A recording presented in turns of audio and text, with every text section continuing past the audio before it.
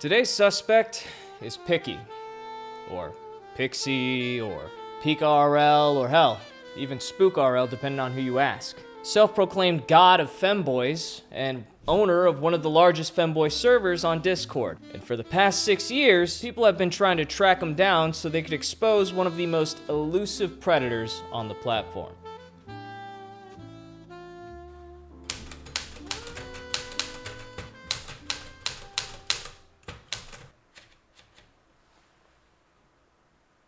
Well, if there's so much evidence against this guy showing that he's a predator, then how come he's still making a passive income of over $2,000 a month through community-funded donations?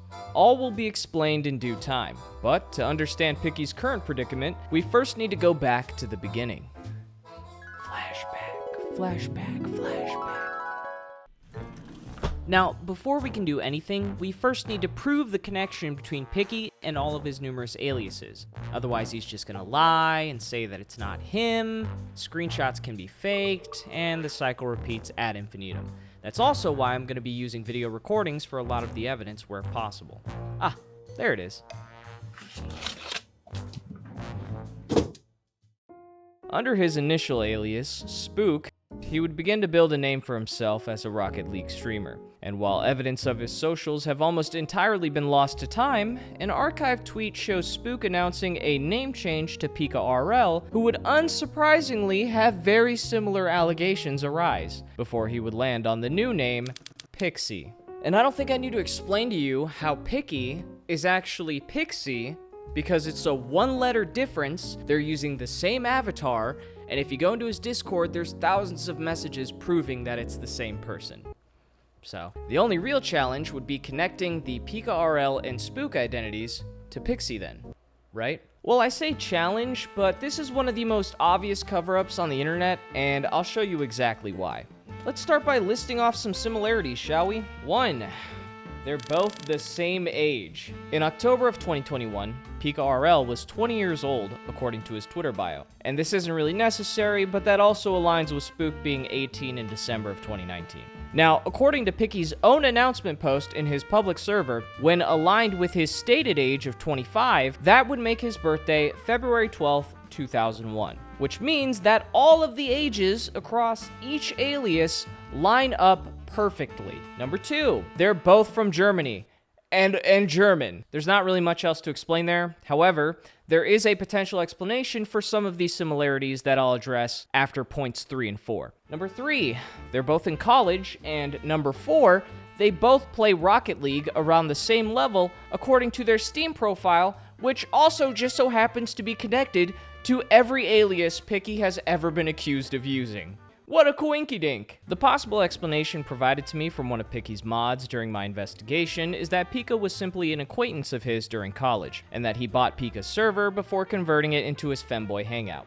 Now, he must have also bought his Steam account, because through the third-party tracker for Rocket League matches, we can see that both usernames lead to his current account. But then that begs the question, why would Pikky want to buy the accounts of someone he knew in real life that left the internet after being exposed for preying on children? If you think about this for 2 seconds, I think the most logical answer is that it's far easier to make a new Discord or Twitter account, practically no cost associated there, than it is to make a new Steam profile. You'd actually be losing money. So because Pikky exists almost solely off community donations, after realizing his mistake and how it could be tied back to him, he needed a better cover story than just, Pika was some random white guy, and I'm actually black. That's not me. That's the person I bought the server from.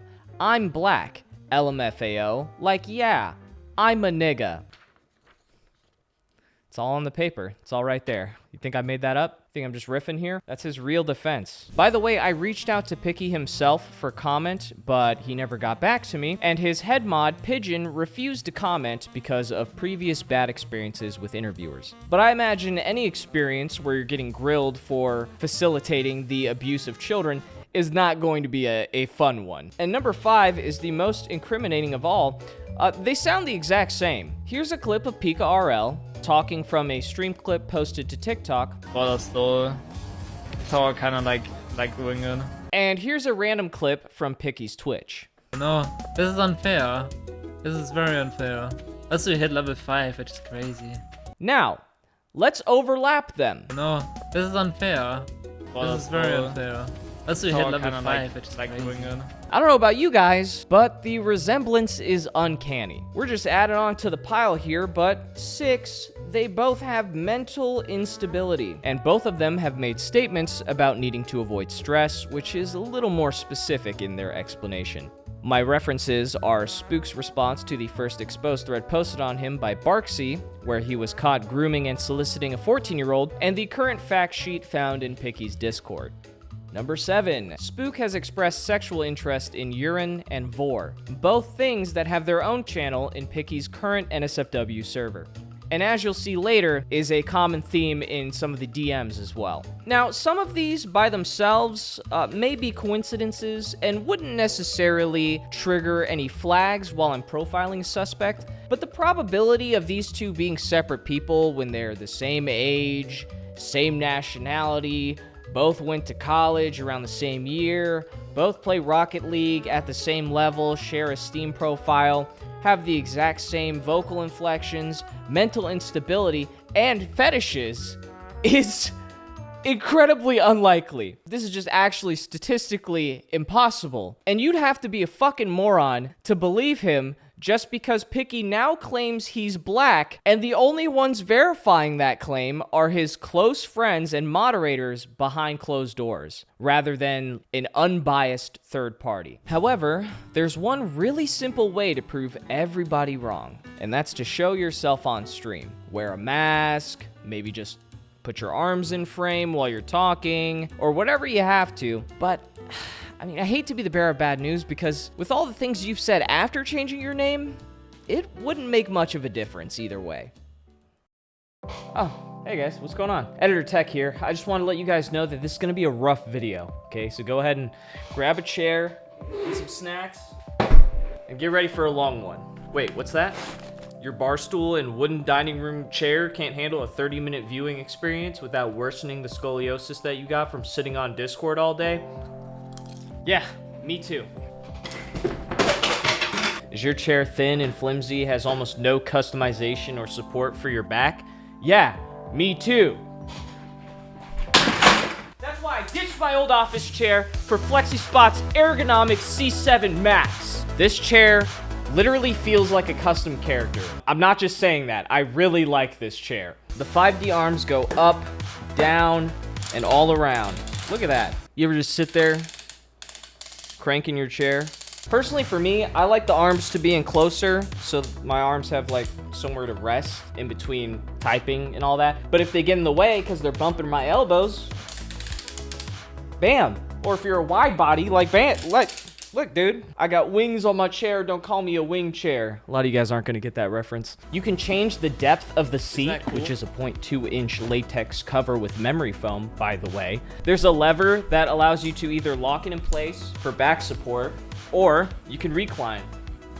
You can adjust the back and the head height, and peep this, there's even a flip-out footrest. Incredible. But the best part is, FlexiSpot has a 10-year warranty where you can replace broken parts of your chair and a 30-day risk-free return policy. And if you use my code C730 in the description, you can get $30 off your own chair and give it a spin for yourself. I'm really hooking up all the Discord mods today. What can I say?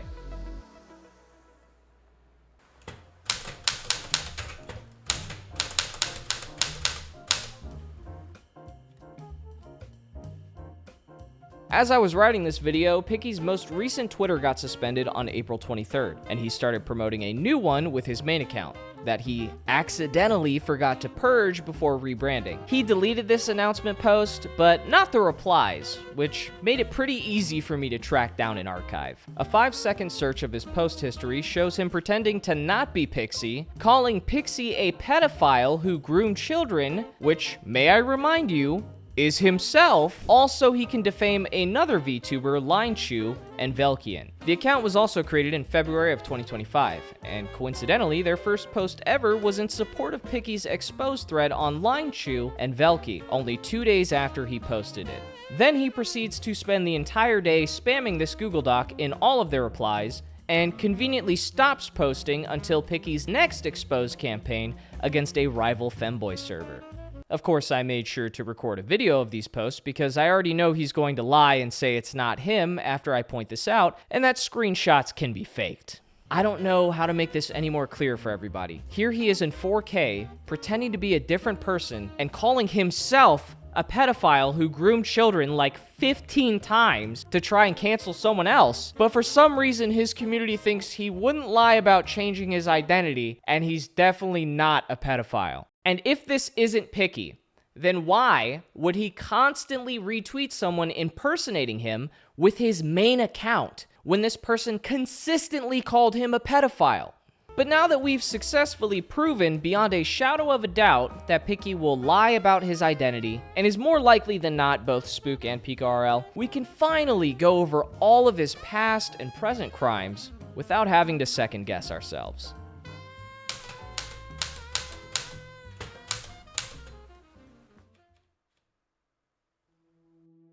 At 11:36 a.m. on June 12, 2020, the first cracks begin to show. Pikky had a modest following as a Rocket League streamer, until Barksy, an ex-friend of his, would post an exposed thread showing how he pressured a 14-year-old into having non-consensual conversations about sex. Bottoms don't get PP touch. Bikini bottom? WH. Let's go back to wholesome, please. Unfortunately, he was not, in fact, talking about the bikini bottom. Show Papa where he touched you. Come on. But he also wasn't aware of the victim's age at this point, and would only come to find out he was 14 the next day. How did Pikky respond after this realization? You are legal if you are 4 years younger or older. 14 and up is legal, but I'm 18, so it can be max 4 years apart. Bruh, we're just giving affection. Just something wholesome though. I really don't want to keep asking and you feel like I'm forcing. I mean, when Lily told me her age, I kept calling her a jailbait lolly, and I still do. Bruh, 13, yeah. 13 is prison age. She also kept drawing hot boys, so I was like really struggling to be PG.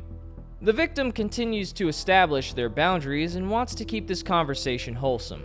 So it's surprising how, within the span of a week, Pikky moves on to soliciting child pornography and offered to send $200 for a jar of their fluids, and assures that it's safer because they're in different countries. Despite that obviously not being true, Pikky isn't exactly someone you should trust to give out legal advice. A brief review of his current stance on the age of consent makes that blatantly clear. Even though he constantly hides behind Germany's age of consent being 14, Pikky unironically believes that a fourth of the United States has an age of consent of 13 because of an incorrect Google AI summary. I don't know what you have to put in to even get that response, but someone needs to investigate that. Not only is there not a single state where the age of consent is 13, none of them are 14 either. Pikky also doesn't seem to know what the federal age of consent is in America, because the only time he's researching the topic is when he needs to confirm if he's still allowed to sext minors. However, he seems to pick and choose when to defend sexual relations with 14-year-olds based on who he's talking about. Because when he discusses the YouTuber who made a video on him that later admitted to messaging a 17-year-old when he was 19. Back in 2023, when I was 19, I cheated on my partner at the time. This is with a 17-year-old. I flirted. I sent explicitly charged messages to someone who was not an adult, and I overstepped their boundaries when they told me to stop. He calls him a predator and a pedophile, even though he was 19 and she was 17, which, if we do the math, is a 2-year age gap. Meanwhile, he's on his public Twitter account saying, "It's funny, since if every single screenshot in that drive was real, it's still entirely legal." Oh shit, really? Everything in that drive is legal. So Pikky is saying here that it would be entirely legal in Germany to offer a 14-year-old money for sexual favors when they are clearly expressing discomfort and a lack of sexual maturity. You might want to get a second opinion on that. But Celestios is the real predator for a 2-year age gap. That's quite the OJ move, Pikky. Hypothetically defending fake screenshots and a different guy who was deplatformed for sexting minors, claiming it was all legal, and then you just so happen to buy his old Discord and Steam account. You're a fucking genius.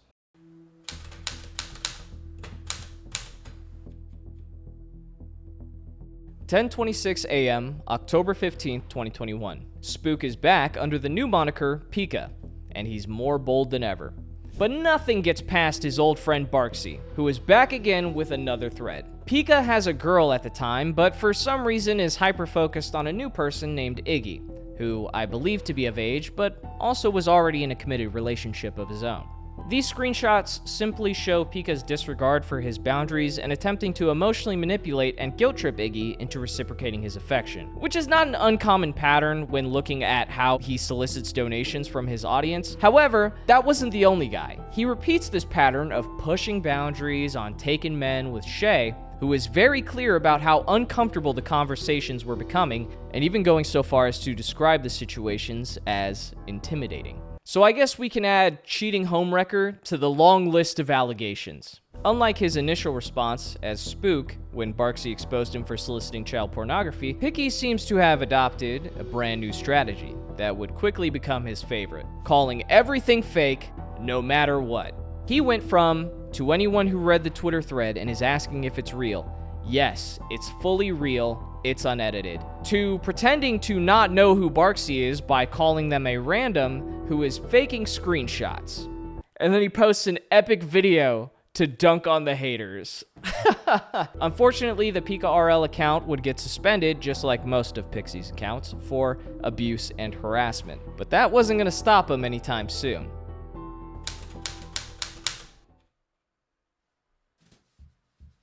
You'd think after speedrunning his second identity and getting exposed by the same person that he'd just give up at this point, right? Well, Pikky is what we would call jobless. Allegedly, his schizophrenia, stress-induced psychosis, several arrests, and complete lack of time management or discipline makes it practically impossible for him to hold down a job for longer than 3 months. And he's already caused 4 different workplace incidents that he alludes to involving assault. This guy lives with his parents under psychiatric care, is unable to drive a car, and subsists purely off diving through garbage or guilt-tripping his community into giving him their hard-earned money. For someone who spends literally all of their time at home on Discord, you'd think he could at least post more than 4 times a month to make an honest living. Somehow, the most egregious allegations were all done under an alias that Pikky barely attempted to distance himself from. And even if he did, I don't think it would really work, to be honest. I mean, Piksy, Pikky, same profile pic, come on. So with that settled, from here on out, it's all just Pikky. The document that everyone shares around to expose the alleged 14 victims is slightly lacking in context for some folders, meaning that I don't know how old anyone is, and I'd even argue that a few shouldn't really be there, because it has nothing to do with sexual abuse or solicitation. So I'm only going to cover the ones that I can prove beyond a shadow of a doubt, because I really don't want to give him or any of his fans and friends any holes to poke at.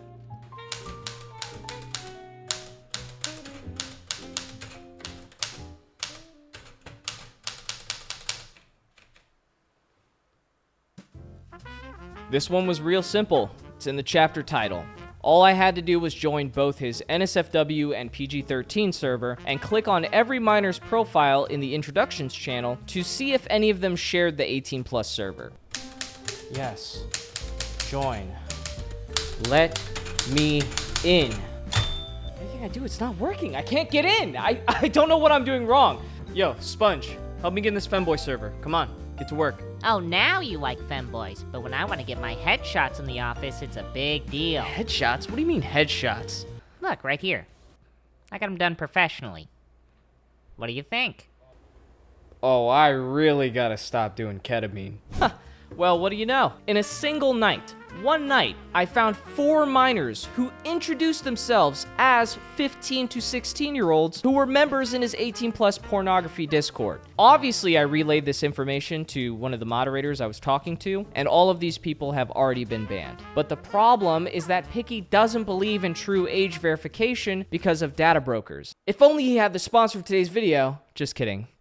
He essentially only has a yes or no prompt to stop children from being exposed to his pornography. But the irony of it is that he's consistently gone on crusades against other creators like LionChew for making lewd content where minors could be exposed to it, even though we have verifiable evidence that he's exposed several minors to pornography after joining what is supposed to be a 13+ environment. Even the content Pikky makes is no different from the creators he's criticizing, and relies heavily on sexual themes and clickbait to get views. One of these thumbnails is literally cropped porn that's not even relevant to the video. It's not in there at all. And he uses the sexual furry term, not, in this title, and this one just speaks for itself. Like, do I even have to say anything?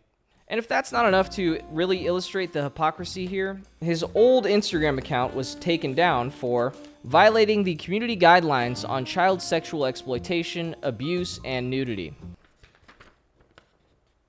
which was initially reported on by Andrew Sinclair in February 2024. Props to him and his investigation. But if you ask him about this Instagram account, or even having an Instagram account at all, he'll just say that he got purged for being gay. I'm not so convinced that that was the actual reason, but you guys can be the judge here. Since this guy likes to cite German law so much, I'll give you this passage as a little food for thought. Section 184 of the German Criminal Code covers dissemination of pornographic content. And if we look at subsection 1, line 1, it states, whoever in respect of pornographic content offers, supplies, or makes it available to a person under 18 years of age, or makes it available at a place which is accessible to persons under 18 years of age, or which can be seen by them, incurs a penalty of imprisonment for a term not exceeding 1 year or a fine. The excuse of utilizing a simple yes or no age verification becomes pretty irrelevant when there's evidence of each minor introducing themselves to Pikky as underage before then entering his porn server and only getting banned after I intervened.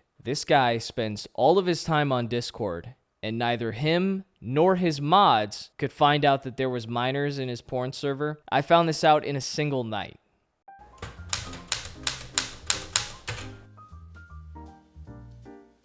A screen recording found in the Drive folder investigating Pikky shows his interactions with an up-and-coming creator, Fuwafa. At the time, Pikky was 22, and Fuwafa was 16. We can tell from his post that his birthday is in August, and according to this post about his legal drinking age, we can pinpoint the year he was born as well. This is important to know because it means for the full duration of their relationship, Fuwafa was 16. For months, Pikky was sexting Fuwafa, asking for videos, femdom roleplay, and most disgustingly, requesting videos of them on the toilet. Which isn't out of the ordinary for Pikky if you've read the other DMs in this Drive folder, but just to prove that it's him, the video recording also shows the account info with his Steam account linked that was created on the same date as his current Steam account. And there's also a verified connection to his old Twitch username that his main Twitter account was promoting on this tweet that is currently still up as of recording this video. And there's no way that someone could be impersonating his Twitch because they use the lowercase I, and you can't have duplicate usernames on Twitch. I tried to explain all of this to the mod I was interviewing, and it seemed like no matter what I did, no matter what threshold we overcame, he would still find another way to say that this was faked or he didn't know the age. He told me it could be an imposter until I showed him a screenshot of Pikky admitting to getting nudes from Fuwafa that were currently up in his own server, like you could just go and find that. But then the excuse just became that he didn't know the age. He was very kind to answer all my questions, but boy was I punching a fucking wall trying to get him to just admit to anything. How would it not still be worth addressing the fact that the owner of your server, that you were a prominent moderator in, unknowingly solicited months worth of child pornography? Even if he didn't know then, years later, after Fuwafa has made it public that they're not even old enough to drink, Pikky admits to still having the dick pics he received 2 years ago, which, may I remind you, are nude pictures of a 16-year-old. If that wasn't enough, which I don't know how it wouldn't be, Pikky also admitted to handing out their nudes after a dispute, which is incredibly illegal in Germany. Looping back to section 184C, subsection 1, lines 1 and 2, Pikky nullified his potential defense found in subsection 4, wherein you can obtain images only for your exclusive personal use and with the consent of the person depicted, the second he decided to share them to others. So let's take that and then couple it with the fact that this was obviously non-consensual, right? That would mean it also violates Section 201A, subsection 1, lines 1 and 5, for violation of intimate privacy by transmitting intimate photographs with prior knowledge of a lack of authorization. But I bet you didn't think I'd spend the time learning your laws just for a video, now did you? Good luck lying your way out of this one, pal.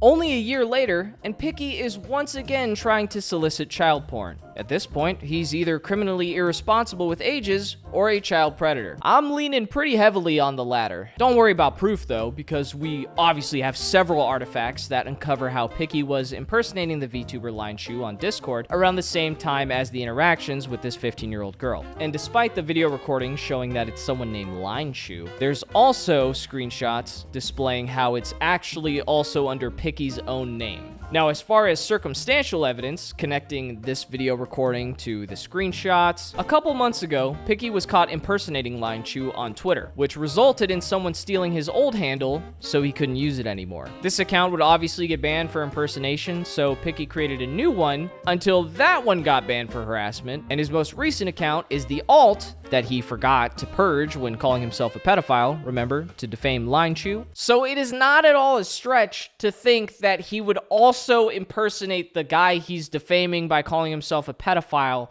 on Discord. Number 2, on the same day he made the PiqaRL account, August 14th, 2024, which we already know is owned by him based on the thousands of messages he sent from this account in his own server, someone posted the account info of both Discords on Twitter in an exposed thread. If you look at the member info for the fake LineShoe, it's the same exact join date for Discord as Pikky's original Piksy account before it got purged or deleted, because it no longer exists. Number 3, the conversation, images, and videos he's requesting from this victim, which is a consistent pattern in every story involved with him. Pikky, you're a poopy boy? Again, I don't really care that much. Hold on, sorry, I didn't mean to derail it, I was just thinking. No, it's just weird, because Silas said the same thing.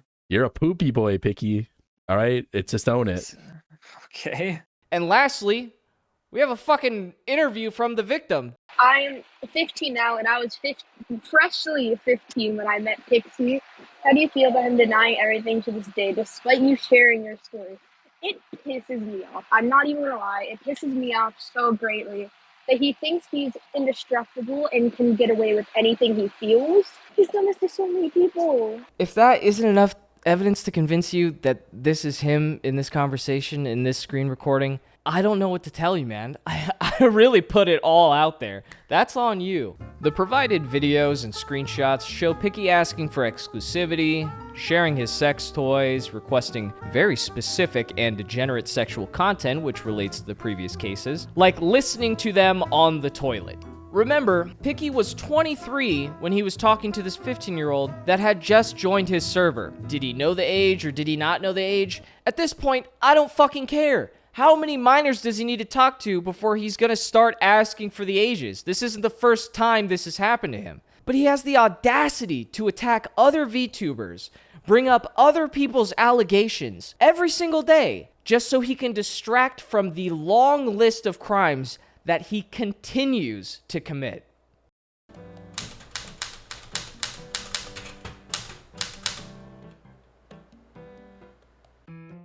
If grooming children and exposing thousands of minors to a degenerate pornographic pipeline wasn't enough, he also steals art. How many hobbies is one man allowed to have? Can a guy steal some art? If you look at the art he's made in his Discord when overlapping the references, you can instantly tell that it's been traced. It's just traced art. He has no artistic style. I don't know too much about the art space, but I don't think they're crazy about people throwing their own watermark over traced art.